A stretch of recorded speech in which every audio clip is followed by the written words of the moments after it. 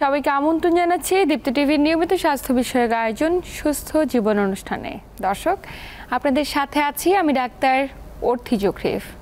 এমন কোনো ব্যক্তি খুঁজে পাওয়া যাবে না যিনি তার জীবনে কখনো দুশ্চিন্তা ভোগ করেন না। অতিরিক্ত মাথা ব্যথা, মাথা ভার হয়ে থাকা কিংবা চোখের চারপাশটা তীব্র ব্যথা, এই লক্ষণগুলো আপনার মাথা ব্যথার অন্যতম কারণ। তবে আপনার মাথা ব্যথা কিংবা আপনার দুশ্চিন্তা কোনো রোগের বহিঃপ্রকাশ হচ্ছে না তো, নাকি কোনো রোগের কারণ হয়ে দাঁড়াচ্ছে? দর্শক, আজ আমরা কথা বলবো টেনশন টাইপ হেডেক নিয়ে, এবং টেনশন টাইপ হেডেকে ফিজিওথেরাপির ভূমিকা কতটুকু, এই বিষয়টি নিয়ে আলোচনা করবার জন্য স্টুডিওতে আমন্ত্রণ জানিয়েছি একজন স্বনামধন্য মাস্কুলোস্কেলেটাল ডিসঅর্ডার স্পেশালিস্টকে। আমাদের সাথে উপস্থিত আছেন অধ্যাপক আলতাফ হোসেন সরকার। স্যার, স্বাগত আমাদের আজকের আয়োজনে। আপনাকে ধন্যবাদ। স্যার, টেনশন টাইপ হেডেক মানে মাথা ব্যথারও যে ধরন রয়েছে এটা তো অনেকেরই অজানা। তো এই বিভিন্ন ধরনের মধ্যে টেনশন টাইপ হেডেক সম্পর্কে একটু জানতে চাই, এটা বলতে কি বুঝি? জি, আপনি যেটা বলছিলেন যে মাথা ব্যথার অনেক ধরন, তার মধ্যে টেনশন টাইপ হেডেক এক ধরন, টেনশন টাইপ মাথা ব্যথা। আপনি প্রথম আগে আমরা যদি দেখি যে টেনশন টাইপ হেডেকে আমরা কি কোথায় কষ্ট পাই। টেনশন করলেই দেখবেন কোনো লোক টেনশনে আছে, তার এই চোখ এবং কপালের এখানে দেখলেই বোঝা যায় যে মনে হয় একটা টাইট হয়ে আছে। তাহলে আমরা এখানের অবস্থান দেখলাম, চোখের এখানে, কপালে।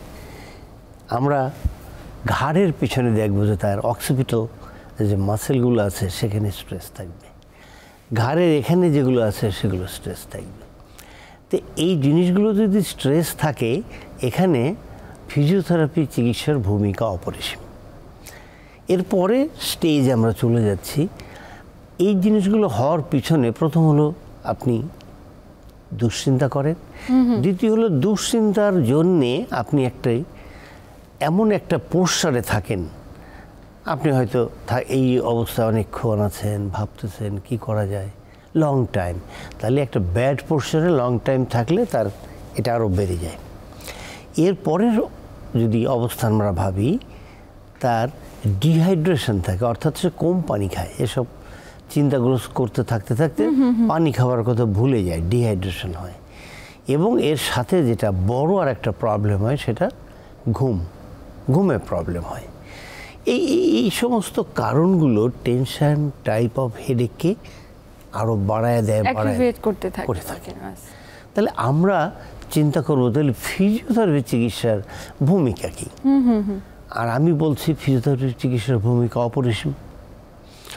প্রথমে যদি আমরা চিন্তা করি যে এই লোকটার এই জায়গাগুলোকে স্ট্রেস আছে, অক্সিপিটাল মাসেল স্ট্রেস, শোল্ডার, নেক মাসেল স্ট্রেস, এই মাসেল স্ট্রেস, এবং আপনি জেনে আর শুনে আশ্চর্য হবেন এই যে মুখের যে আমাদের উঁচু মাংসটা দুই পাশে, এটাও টাইট হয়ে যায়। আচ্ছা আচ্ছা। হা করতে গেলে অসুবিধা, অস্বস্তি, হা কি কান্না করবো, বসে থাকি। মানে তার এই যে একটা অনীহা, এটাতে তার ব্যাড পোস্টার, ব্যাড অ্যাক্টিভিটি তৈরি করে। আর ব্যাড পোস্টার, ব্যাড অ্যাক্টিভিটিতে মাসেল খুব ইনভলভ থাকে। তো সুতরাং মাসেল যেখানে ইনভলভ আছে, ফিজিওথেরাপি চিকিৎসার ভূমিকা সেখানে অবশ্যই অপরিসীম। নিশ্চয়ই। এরপরের স্টেজ যেটা আমরা বলবো, প্রথমেই রুগীকে বলবো যে আপনি একটা সঠিক পোস্টারে বসেন, একটু হাসি খুশি থাকেন, ভালো বন্ধুদের সঙ্গে কথা বলেন, যার সঙ্গে কথা বললে ভালো লাগে, মন ভালো লাগে, তার সঙ্গে কথা বলেন, এবং প্রতিদিন পর্যাপ্ত পরিমাণ পানি খাবেন যদি আপনার অন্য সিস্টেমে প্রবলেম না হয়। যেমন অনেক সময় কিডনি প্রবলেম হলে সেখানে অল্প পানি খেতে বলেন কিডনি স্পেশালিস্টরা, সুতরাং সেদিক লক্ষ্য রেখে আপনাকে পানি খেতে হবে। এবং ফাইনালি ঘুম আসার বিভিন্ন পদ্ধতি ফিজিওথেরাপিস্টরা বলে, সেই পদ্ধতিগুলোকে আপনাকে অবলম্বন করতে হবে। আচ্ছা আচ্ছা। অ্যান্ড এর সাথে আপনাকে লম্বা শ্বাস নেওয়া, ছেড়ে দেওয়া। লম্বা শ্বাস নেওয়া ছেড়ে দিলে অনেকগুলো মাসেল যারা এই শ্বাস নেওয়াতে সাহায্য করে তারা রিল্যাক্স হয়। আচ্ছা আচ্ছা। আর রিল্যাক্স হলেই সে রুগী যে টেনশানে আছে, টেনশনটাও রিল্যাক্স হবে। এবং আস্তে আস্তে সে ভালো বোধ করতে থাকবে। এইভাবে আমরা এগুলো করি। চলুন আমরা এখন একটু আমরা হাত দিয়ে দেখাই আমরা কীরকম করতে পারি। একদমই যেরকম আমার এই ডান হাতকে আমি পেছনে নিয়ে বাম হাতের এলবো ধরে রাখলাম, অর্থাৎ আমি স্পাইনটাকে সামনে আসতে দেবো না। কিপ ইউর স্পাইন স্ট্রেট রাখলাম, রেখে এখন আপনি নেক মুভমেন্ট করেন। এই নেক মুভমেন্ট করলেন, hold it here for say 5 seconds. তারপর আসলেন, আপনি অপোজিট সাইডে গেলেন, করে 5 সেকেন্ড রাখলেন, আসলেন, সামনে নিলেন, 5 সেকেন্ড করলেন, আপনি আসলেন। এখন আপনি আপনার বডি মুভমেন্ট করেন ডান দিকে, বাম দিকে, সামনে, পেছনে। তাহলে কী হবে, এই যে মাসেলগুলো আছে এগুলো স্ট্রেস হবে, স্ট্রেস হলে রিল্যাক্স হবে। মাসেল যখনই কোনো কাজ করে, কাজ করার সাথে সাথে সে রিল্যাক্স হয়। তো আমরা তো চাচ্ছি তার রিল্যাক্সেশন। এরপরে আমরা আঙ্গুল দিয়ে এটা করতে পারি, এখানেও এই মাসেলটাকে আমরা, ইটস এ বিগ মাসেল, এখান থেকে উঠে এই পর্যন্ত আসে, অনেক বড় মাসেল, এটাকে আমরা রিল্যাক্স করে দিতে পারি। এরপরে আমরা চলে যাব আইয়ে, চোখের এখানে, এখানে আমরা মায়োফেশিয়াল রিলিজ করি। মাসেল এবং ফাসা এখানে টাইট হয়ে থাকে, আচ্ছা আচ্ছা, এটাকে আমরা যদি রিলিজ করে দেই তাহলে এখানে কি হবে, রিল্যাক্স হয়ে যাবে। এখন আমরা বলছিলাম একটু আগে অক্সিপিটাল মাসেল, অক্সিপিটাল রিজিয়নে অনেকগুলো মাসেল আছে। Occipital muscle and occipital nerve, এই দুটোকে যদি আমরা, নার্ভকে যদি আমরা গ্লাইড করে দেই, নার্ভকে যদি আমরা সুন্দর করে মোবিলাইজ করে দেই, মাসেলকে যদি আমরা মায়োফেশিয়াল করে দেই অ্যান্ড স্ট্রেস করে দেই অ্যান্ড স্ট্রেংথেনিং করে দেই, ওই পেশেন্ট যিনি একটু আগেই বলছিল আমি টেনশন হেডেকে আছি, বলবে আমার তো এখন কোনো টেনশনই নেই, টেনশন ফ্রি, করলেনটা কি? সে জিজ্ঞেস করবে করলেনটা কি, আমার এত টেনশন এত তাড়াতাড়ি চলে গেল। এটা প্রমাণিত, আমি এবং আমার টিম সদস্য আমরা যে টেনশন হেডেকের চিকিৎসা করি আমাদের সেন্টারে, এটা প্রমাণ করেছি আমরা উই প্রুভড আওয়ার সেল যে এই চিকিৎসার ওসিলায় ওই রোগীর টেনশন হেডেক থাকবে না ইনশাআল্লাহ। স্যার আরেকটি বিষয়, যে যাদের টেনশন টাইপ হেডেক আছে তাদের ক্ষেত্রে দেখা যায় রাতে ঘুম হচ্ছে না, মানে অনিদ্রাটা তাদের ক্ষেত্রে একদম নিত্যদিনের সঙ্গী হয়ে দাঁড়ায়।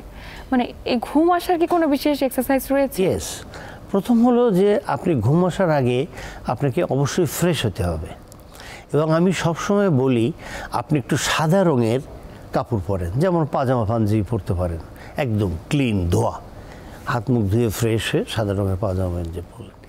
এরপরে আপনি কমপক্ষে 10 মিনিট হাঁটেন।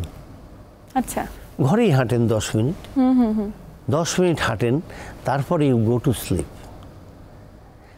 দেখবেন কত তাড়াতাড়ি যে আপনি ঘুমিয়ে গেছেন আপনি নিজেও জানেন না, অ্যান্ড দ্য হোল নাইট ঘুমিয়ে আছেন, ঠিক ভোরে অ্যারাউন্ড 5টা যখন আজান হয়, 5:30টায়, তখন আপনি জেগে গেলেন, দ্য রাইট টাইমে আপনি জেগে গেলেন। তো সুতরাং এই ঘুমানোর জন্যে আমি যে পদ্ধতি বলছি এক্সিলেন্ট পদ্ধতি।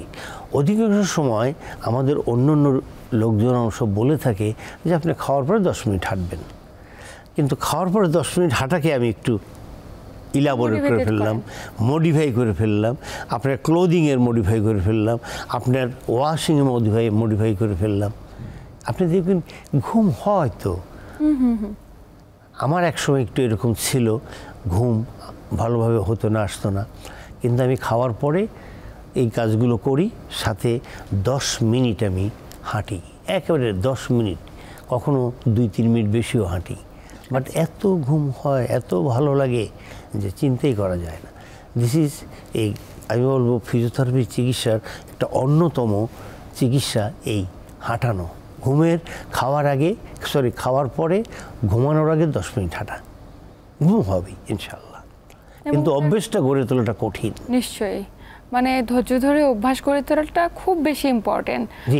কারণ ইনসোমনিয়া এমন একটা জিনিস যেটা আসলে সাফার করতে করতে মানুষের অবস্থাকে, বিষণ্ণতার মাত্রাকে আরো বেশি বাড়িয়ে তোলে, এবং যখন ঘুম হয় না তখন টেনশন টাইপ হেডেকটা আরো বেশি বেড়ে যায়। এবং দেখা যায় কমপ্লিকেশন বাড়ছে। দীর্ঘদিন ধরে স্যার দুশ্চিন্তা করার কারণে যেমন টেনশন টাইপ হেডেক, তেমনি ফাইব্রোমায়ালজিয়াও তো ডেভেলপ করে অনেকের ক্ষেত্রে। অনেকেই হতেই পারে। তীব্র শরীর ব্যথা, মাসেল ব্যথা করছে, এই যে মাসেলে পেইন, শরীর ব্যথা, এগুলো কি কোনো ফিজিক্যাল বা ফিজিওথেরাপির মাধ্যমে সমাধান রয়েছে? স্যার একটু জানতে চাই যে দীর্ঘদিন ধরে যাদের টেনশন টাইপ হেডেক, দুশ্চিন্তাগ্রস্ত ব্যক্তি, হতাশা কিংবা ডিপ্রেশনে ভুগছে, তাদের ক্ষেত্রে দেখা যায় যে শরীরের বিভিন্ন জায়গায় তীব্র ব্যথা, মাসেল পেইন করছে, জয়েন্টের জায়গাগুলোতে টাচ করলেই তীব্র ব্যথা, হাত ধরতে গেলে তারা কষ্ট অনুভব করেন। এই সমস্যাগুলোর আসলে কোনো সমাধান রয়েছে কিনা? ইয়েস, অবশ্যই সমাধান রয়েছে এবং ফিজিওথেরাপি চিকিৎসা অনেক অনেক অনেক সাহায্য করে। আমরা সমাধানের কথা বলতে যাওয়ার আগেই আমরা একটু বলি যে একটা লোক যখন ডিপ্রেশনে থাকে তার মোবিলিটি কমে যায়, তার মুভমেন্ট কমে যায়, সে হাসতে ভুলে যায়, ভালো বন্ধুদের সঙ্গে কথাও বলতে চায় না। এগুলো করলে কি হয়, তার মোবিলিটি কমলে ওই জায়গার ব্যথা হয়, তীব্র ব্যথা হয়। আপনি ধরছেন একটা জয়েন্টে, ওহ ওহ ব্যথা, অনেক ব্যথা, এখানে ধরছেন ব্যথা, নিতে ধরছেন ব্যথা। আর ওই রোগী যদি একটু বয়স্ক হয় তাহলে আরও কষ্ট বেড়ে যায়। আচ্ছা আচ্ছা। তো সেই জন্য আমরা প্রথমে যেটা বলবো সেটা হলো মায়োফেশিয়াল রিলিজের কথা। আচ্ছা। মাসল অ্যান্ড ফাসা একটার সঙ্গে একটা এরকম ওতপ্রোতভাবে জড়িত। তো এই মায়োফেশিয়াল রিলিজ আপনাকে বিভিন্ন পদ্ধতিতে যদি আপনি আস্তে আস্তে একটি মায়োফেশিয়াল রিলিজ করেন, মায়োফেশিয়াল রিলিজ করার জন্য আপনি একটি অয়েলি কোনো সাবস্টেন্স ব্যবহার করতে পারেন। আমি যেটা করি সেটা হলো কোকোনাট অয়েল, নারকেল তেল এবং তার সঙ্গে গার্লিক, বহুল প্রচলিত গার্লিক। এমন কোনো জায়গা নেই যেখানে গার্লিক কাজ করে না। আচ্ছা আচ্ছা। আপনি গার্লিককে সুন্দর করে কুচি করে কেটে এটাকে একটু গরম করে লাল লাল করে ওখানে নিলেন এবং ওই যে টেন্ডন যেখানে আপনার ব্যথা, ওই টেন্ডনে আপনি মায়োফেশিয়াল রিলিজ করেন, ওর একটু উপরে চলে যান, তার থাই মাসেলে সুন্দর করে মায়োফেশিয়াল রিলিজ করে এটাকে রিল্যাক্স করে ফেলেন এবং তারপর এখানে আপনি কোল্ড প্যাক ব্যবহার করেন 10 মিনিটে। কোল্ড প্যাক ব্যবহার করার পরেই কিন্তু ক্ষান্ত নয়, শেষ নয়, আরেকটু করতে হবে। কি সেটা হলো ওই মাসেলের কাজ কি। এখন যদি আমি আমার থাই মাসেলের সামনে ইন্টেরিয়র থাইয়ের প্রবলেম বোধ করি, তাহলে এর কাজ হলো এই হাঁটুকে সোজা করে বাঁকা করে। আপনাকে তখন হাঁটুর সোজা বাঁকা মুভমেন্ট করতে হবেই। মুভমেন্ট যদি আপনি না করেন, যদি আপনি সার্কুলেশন ইনক্রিজ না করেন, ওদের খাবার যদি ওদের কাছে পৌঁছায় না দেন, তাহলে তো আপনার কষ্ট যাবে না, ব্যথা থাকবেই। আচ্ছা। অনেক সময় দেখা যায় ব্যথা হয়েছে, মুভমেন্ট করে না, মুভমেন্ট করলে আমার আরও ব্যথা বেড়ে যাবে। আমি তো একটু আগে মুভমেন্ট করছিলাম, 3-4 বার পা নাড়াই আছি, কিন্তু এখন আর নাড়াতে পারেন না কারণ এত ব্যথা। সঠিক নয়, আপনাকে বারবার মুভমেন্ট করতে হবে। আপনার মাসেলের একটা লেন থাকে, মাসেলের যে 4টা প্রপার্টিস আছে তার একটা প্রপার্টি হলো সে বাঁকা হয়, অর্থাৎ খাটো হয়, আবার সোজা হয়, লম্বা করে, মানে ইলাস্টিসিটি টেন্ডেন্সি আছে। ইয়েস। মুভমেন্ট না করলে টেন্ডেন্সি কি নষ্ট হয়ে যেতে পারে? মুভমেন্ট না করলে সে স্টিফ হবে, মুভমেন্ট না করলে সে টাইট হবে, মুভমেন্ট না করলে তার আগের যে ইলাস্টিসিটি ছিল সেখানে থাকবে না। সুতরাং আমাদের মুভমেন্ট করে ওই ইলাস্টিসিটি নিতে হবে। কিন্তু মুভমেন্ট করার আগে কিন্তু আমরা অনেকগুলো স্টেপ পার হয়ে আসছে। একটা হলো যে তাকে গার্লিক এবং কোকোনাট অয়েলের লোশন দিয়ে সুন্দর করে তাকে মায়োফেশিয়াল ভেরি ভেরি ইম্পর্টেন্ট। আরে স্যার, গরম তেলটা কি লাগাতে পারে না?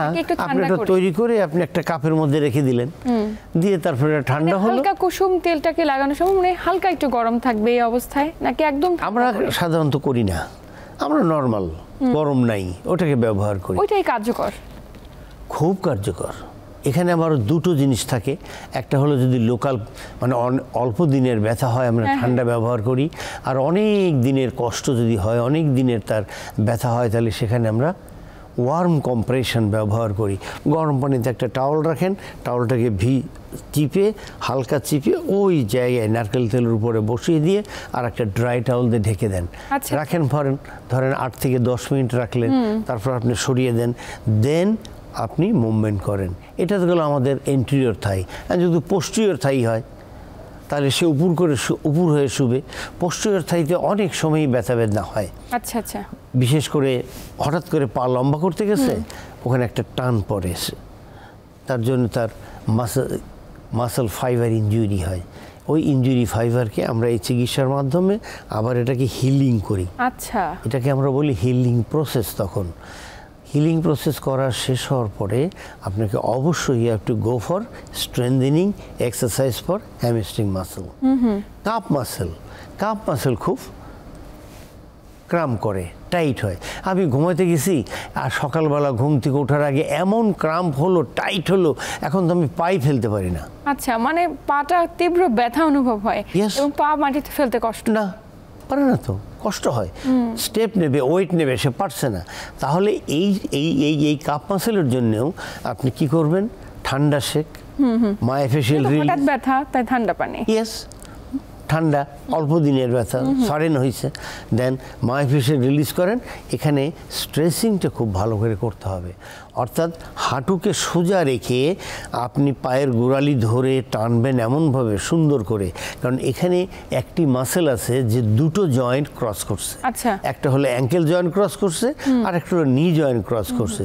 তো সুতরাং একটি জয়েন্টে আপনি ফ্লেকশন করলেন, ডর্সিফ্লেকশন, আর একটা জয়েন্টে আপনি এক্সটেনশন করলেন, করে ওই যে মাসেলটা, এটাকে আমরা গ্যাস্ট্রোকনিউয়াস মাসেল বলি, লং হেড অফ গ্যাস্ট্রোকনিউয়াস মাসেলকে আপনি সুন্দর করে লম্বা করে দিলেন, আবার খাটো করে দিলেন। এখন একে স্ট্রেংথেনিং করেন। স্ট্রেংথেনিং করলেই দেখা যাবে যে সে আগের অবস্থানে ফিরে আসছে এবং তার আর কষ্ট হবে না।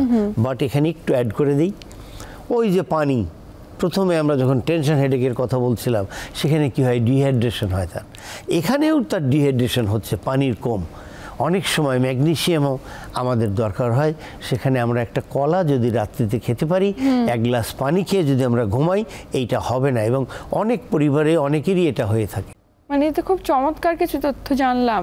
ঘরে বসে অনেকভাবেই সমস্যাগুলোকে সমাধান করে ফেলা সম্ভব, কিন্তু আমরা দিনের পর দিন সাফার করছি, ফার্মাসি থেকে বিভিন্ন ব্যথানাশক ওষুধ খাচ্ছি, তাতে করে নিজের অঙ্গ প্রত্যঙ্গকে ক্ষতিগ্রস্ত করে ফেলছি। ব্যথানাশক ওষুধে হয়তো আপনার ব্যথা কমবে, কিন্তু আপনি যেটা টাইট হয়েছে সেটা লম্বা হবে না। যে মাংসটা আপনার উইক হয়েছে সে শক্তিশালী হবে না। তো সুতরাং আপনি ওষুধের সাথে সাথে দেখেন, অ্যাসেসমেন্ট করে যে কোন মাসেল টাইট, আপনি অ্যাসেসমেন্ট করে দেখেন কোন মাসেল উইক মাসেলকে আপনাকে অবশ্যই শক্তিশালী করতে হবে। একদমই। আপনি যদি গ্রেডিংয়ে নিয়ে যান, গ্রেডিংয়ে দেখতে হবে নর্মালি আমাদের কোন গ্রেডে থাকি আমরা, 5, ওই মাসেল 5 আছে কি না। যদি 5 না থাকে তাহলে 5 তৈরি করতে হবে। আর যদি তার লেন্থ ঠিক না থাকে তাহলে আমাদের অবশ্যই এটাকে লেনদেন করতে হবে, লেনদেন করতেই হবে। তবে এই লেনদেন মানে এই যে প্রসিডিওরগুলোর কথা বলছেন, কখনোই ইউটিউব দেখে কোনো ব্যক্তি নিজে নিজে করতে পারে না। অবশ্যই একজন দক্ষ মাসকুলোস্কেলেটাল স্পেশালিস্টের কাছে গেলে তিনি সিদ্ধান্ত নেবেন কি কি ধরনের এক্সারসাইজ তার ক্ষেত্রে প্রযোজ্য। কারণ সবার ক্ষেত্রে ব্যথার ধরন একই রকম হয় না। না, একদমই। বয়স একই রকম হয় না, শরীরের অবস্থান গঠন একরকম হয় না। সুতরাং চিকিৎসাও এবং এক্সারসাইজও ডিফার করে। একই রকম ব্যথা, কিন্তু এক্সারসাইজ ইজ ডিফারেন্ট, কারণ ব্যথা যেটা হয়েছে কারণ তো ডিফারেন্ট হতেই পারে। একদমই তাই। অবশ্যই দক্ষ একজন মাসকুলোস্কেলেটাল ডিসঅর্ডার স্পেশালিস্টের প্রতি আস্থা রাখাটা খুব বেশি জরুরি। স্যার, আলোচনার একদম শেষ প্রান্তে আমরা প্রসঙ্গতে ছিলাম টেনশন টাইপ হেডেক, এবং সেখান থেকে দুশ্চিন্তা, ডিপ্রেশন থেকে চলে এলাম তীব্র মাসেল পেন। আমরা তো অনেক কিছু জানলাম, কিন্তু আমরা চাই না যে টেনশনে ভুগুক কোনো ব্যক্তি, এবং টেনশন টাইপ হেডেক হোক। তো টেনশন প্রিভেনশনের ক্ষেত্রে বা এই ধরনের টেনশন টাইপ হেডেক প্রতিরোধে আপনার পরামর্শ কি থাকবে? প্রথম হলো যে আপনি একটু হাসি খুশি থাকবেন, ভালো বন্ধুদের সঙ্গে গল্প করবেন, আপনার পোস্টারটাকে আপনি চেঞ্জ করবেন, একই পোস্টারে সবসময় থাকবেন না। আপনি পানি খাওয়ার অভ্যাস গড়ে তুলুন এবং কমপক্ষে 7 থেকে 8 ঘন্টা ঘুমান। খুবই চমৎকারভাবে কিছু তথ্য দিলেন। প্রত্যেকটা দর্শক আপনার এই তথ্য দ্বারা অনেক বেশি উপকৃত হয়েছে। স্যার, আপনাকে আন্তরিক ধন্যবাদ। আপনাকেও ধন্যবাদ। প্রিয় দর্শক, এই ছিল আমাদের আজকের আয়োজন। আসুন দুশ্চিন্তামুক্ত জীবন গড়ে তুলি, সুস্থ সুন্দরভাবে বাঁচতে শিখি। এতক্ষণ সাথে থাকার জন্য সবাইকে আন্তরিক ধন্যবাদ। সবাই ভালো থাকুন, সুস্থ থাকুন এবং দীপ্ত টিভির সাথেই থাকুন।